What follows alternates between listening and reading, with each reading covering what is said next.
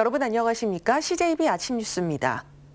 공항을 통해 출입국을 할 때 반드시 거쳐야 하는 3대 수속 과정을 각각의 단계 첫 알파벳을 따 CIQ라고 하는데요. 청주공항의 경우 검역소 사무실은 여객청사가 아닌 관리동에 위치해 있어서 신속한 대응에 지장을 받고 있다는 지적이 있습니다. 이태영 기자입니다. 국내 입국 시 반드시 거쳐야 할 절차는 관세청의 세관 검사와 법무부의 출입국 관리, 보건복지부의 검역입니다. 이 중 검역은 입국자가 제일 먼저 거치는 관문입니다. 그만큼 중요하다는 뜻이지만 청주공항의 경우 법무부와 관세청의 사무실이 여객청사 안에 있는 반면 검역소 사무실은 여객청사 외부 관리동에 위치해 있습니다. 때문에 검역소 직원들의 불편뿐 아니라 최근 신종 코로나 바이러스 감염증과 같은 돌발 상황이 벌어졌을 경우 발빠른 대처에 지장이 생길 수도 있습니다. 저희들이 30일 좀 떨어져 있지 않습니까?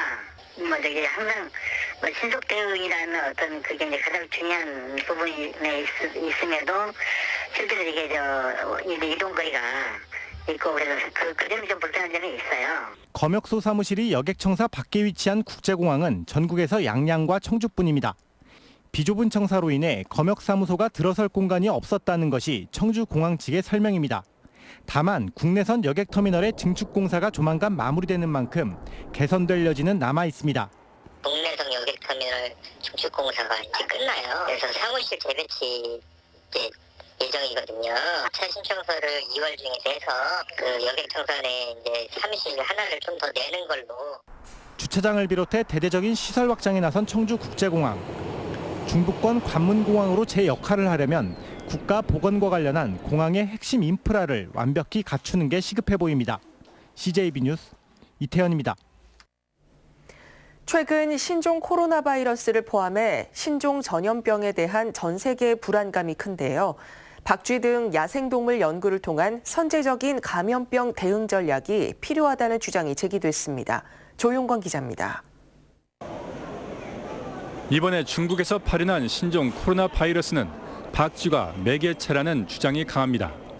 네이버 지식백과에 코로나 바이러스 관련 내용을 집필한 충북대 김혜권 교수는 국내에서 서식하는 박쥐를 통한 인체 감염 가능성은 낮다고 봤습니다.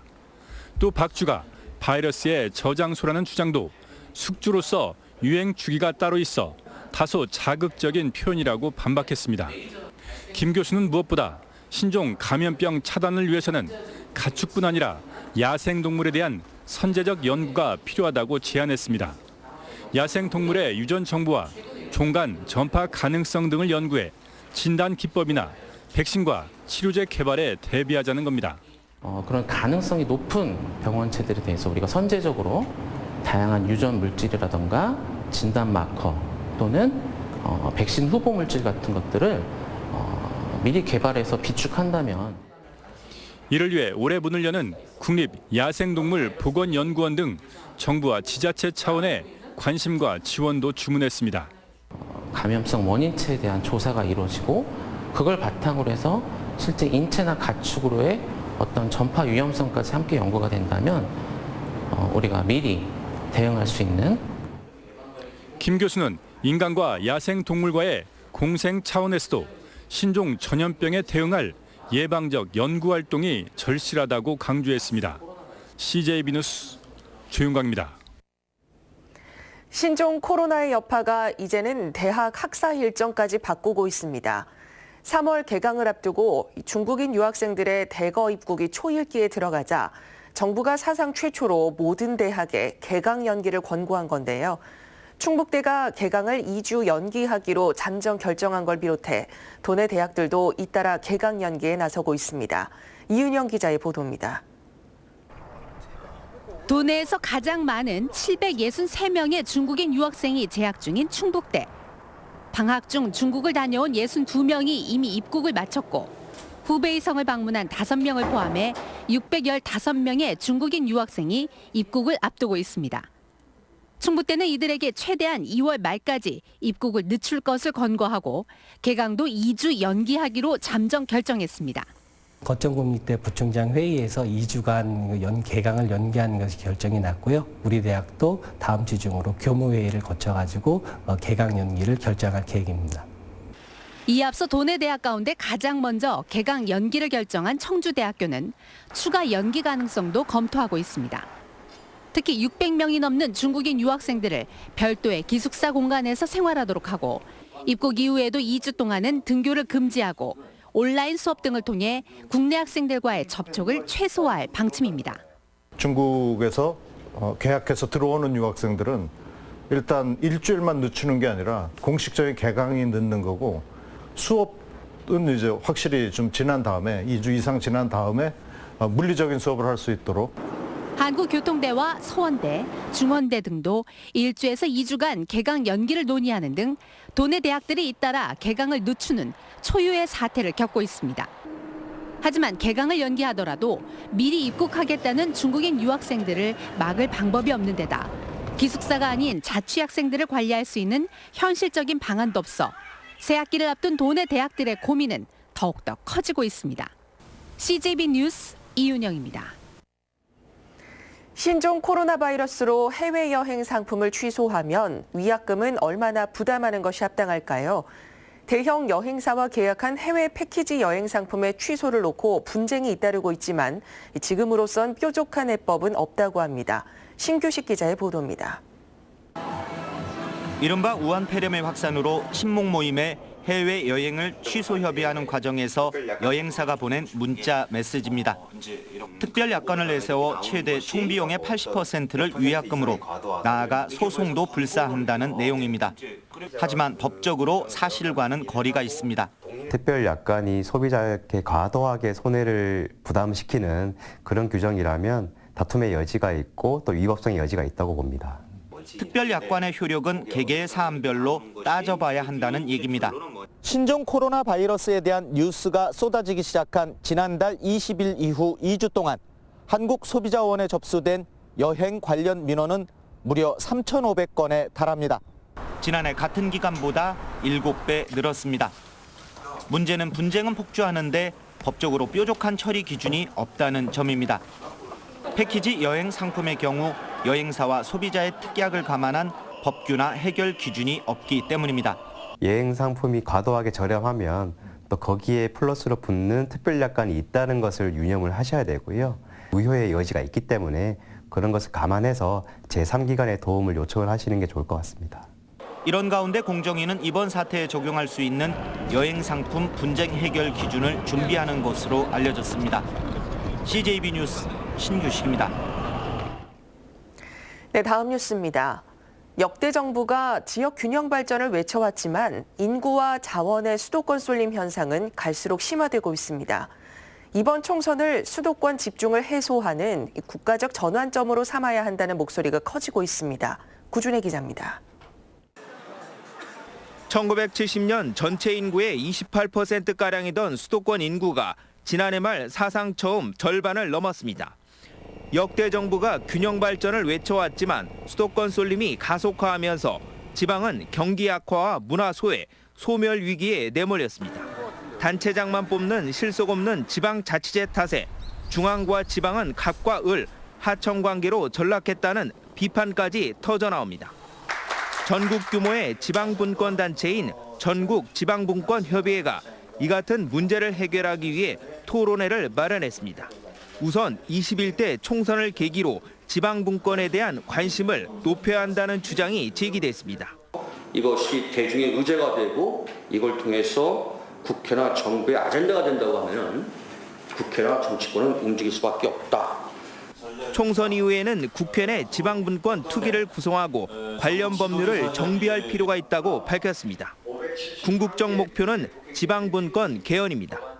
헌법에 대한민국이 지방분권 국가임을 명시하고 행정, 입법, 조세권의 일부를 지방에 이양해야 한다는 겁니다. 지역 대표형 그 상원제를 좀 창설해서 이제는 양원제를 좀 도입해야 되는 거 아니냐, 뭐 이런 것처럼 뭔가 좀 획기적인 그 분권을 해야 된다는 거죠. 전국지방분권협의회는 국회에 계류 중인 자치경찰제법의 조속한 통과와 지방분권형 개헌 등 3개항의 요구안을 담은 결의안을 채택하고 정치권의 적극적인 대처를 촉구했습니다. CJB 뉴스 구준혜입니다. 저희 CJB가 지난해 보도한 청주의 한 아동 양육시설에서 일어난 학대 사건과 관련해 청주시가 해당 시설에 1개월 영업정지 처분을 내렸습니다. 하지만 이 시설에선 이번 사건 말고도 여러 문제가 터져나오고 있어 보다 근본적인 해법이 필요하다는 지적이 나오고 있습니다. 박원 기자가 취재했습니다. 청주시에서 해마다 10억여 원의 보조금을 받아 운영되는 청주의 한 아동양육시설입니다. 청주시는 최근 이 시설에 1개월 영업정지 처분을 내렸습니다. 지난 2017년과 지난해 보육교사가 원아에게 폭행과 폭언을 한 학대 행위가 법원에서 인정됐기 때문입니다. 이로써 보육교사 아동학대 사건은 일단락됐지만 시민단체는 문제 해결 방향이 잘못됐다며 반발하고 있습니다. 이 사건 외에도 행정처분받은 전력만 4건이 더 있고 시설 내 성폭력과 학대 의혹 사건이 많다는 겁니다. 그런데도 안일하게 대처했다며 시설장을 교체해야 한다고 주장합니다. 일상적인 관리 감독에도 소홀했다고 보여지고요. 두 번째는 사건이 발생했을 때 적극적이고 선제적으로 대응했어야 되는데 이 대처가 너무 소극적이면서도 안이했다. 실제 외부에 알려지지 않은 성범죄 의혹에 대해 경찰이 수사를 벌이고 있습니다. 이 시설에서 원생간 성폭력 사건 가해자로 지목돼 재판을 앞두고 있는 A군은 지난달 취재진을 만난 자리에서 자신도 성폭력 피해자라고 억울함을 호소했습니다.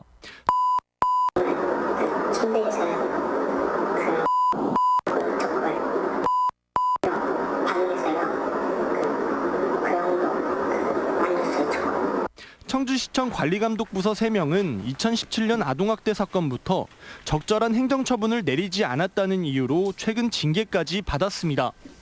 갈 곳 없는 아이들이 마음 편히 생활할 수 있도록 이번만큼은 부실한 시설 운영에 대해 근본적인 해결책을 찾아야 한다는 목소리가 높습니다. CJB 뉴스 박원입니다. 행정 절차로는 이미 마무리된 것으로 보이지만 음성 LNG 발전소를 둘러싼 갈등은 끝이 없어 보입니다. 주민과 시민단체들이 LNG 발전소 장례식을 치르고 건설 백지화를 촉구했습니다. 정진규 기자입니다. 동인설 없는 장소를 한국동서발전 음성군 사무실 앞에서 LNG 발전소의 장례식이 치러집니다. 주민과 시민단체 등 150여 명이 함께했습니다. 발인제를 마친 상여행렬은 음성읍을 가로질러 음성군청으로 향합니다. 주민 동의 없는 LNG 발전소 건립에 항의하는 겁니다. 음성군 평곡리 일원에 예정된 LNG 발전소는 오는 2024년 준공을 목표로 하고 있습니다. 하지만 벌써 2년 넘게 갈등을 빚어오고 있는데 주민 반발 수위는 갈수록 거세지고 있습니다. 동서발전은 물론 음성군도 주민들에게 제대로 된 정보를 공개하고 있지 않다는 겁니다. 발전소의 실상을 사실대로 투명하게 공개를 하지 않고 숨겨온 부분에 대해서 주민들한테 진실, 발전소의 참된 진실을 알리고자 그 근거로 동서발전이 사업장 허가를 위해 제출한 발전소 예정 부지의 토지 매도 의향서가 거짓으로 드러났다고 주장했습니다.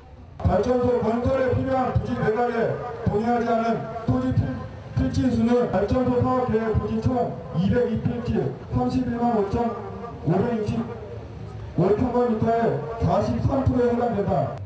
특히 전력 수급 면에서도 음성 발전소는 설립 타당성을 상실했다고 설명했습니다.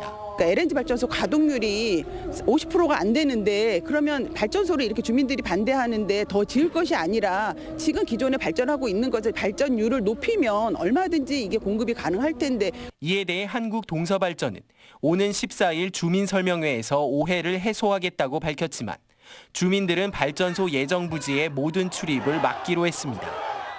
CJB 뉴스 정진규입니다. 세종시청 기자간담회에서 양승조 충남지사가 KTX 세종역과 ITX 철도 신설이 국가적으로 꼭 필요한 사업이라고 한 발언이 논란을 빚고 있습니다. 자유한국당 충북도당은 KTX 오송역과 공주역 활성화라는 전제 조건을 달긴 했지만 충북인들의 정서와 객관적 사실을 망각한 행태라고 비판했습니다. 양승조 지사는 이날 국토 불균형 해소를 위해 세종시를 완전한 행정수도로 발전시켜야 한다고 주장했습니다. 임대료와 공사대금 등 체납 논란을 빚은 충주 라이트월드의 영업이 사실상 중단될 것으로 보입니다. 라이트월드 측이 조형물과 변전실 등 공사비를 지급하지 않자 경매에 넘어간 시설물을 한 업체가 낙찰받고 전기 공급을 차단했습니다.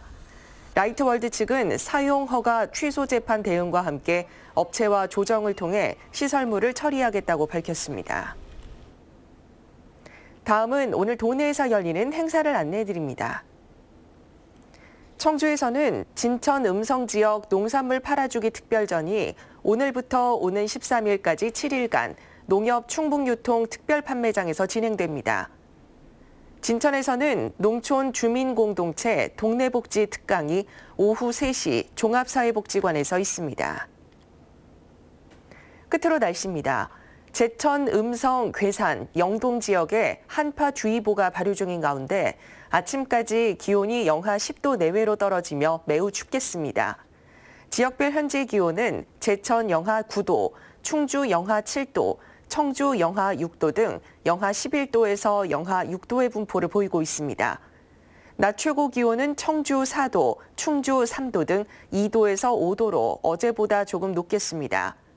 오늘 오후부터 밤사이 일부 지역에는 산발적으로 빗방울이 떨어지거나 눈이 날리겠습니다. 이상으로 CJB 아침 뉴스를 마칩니다. 고맙습니다.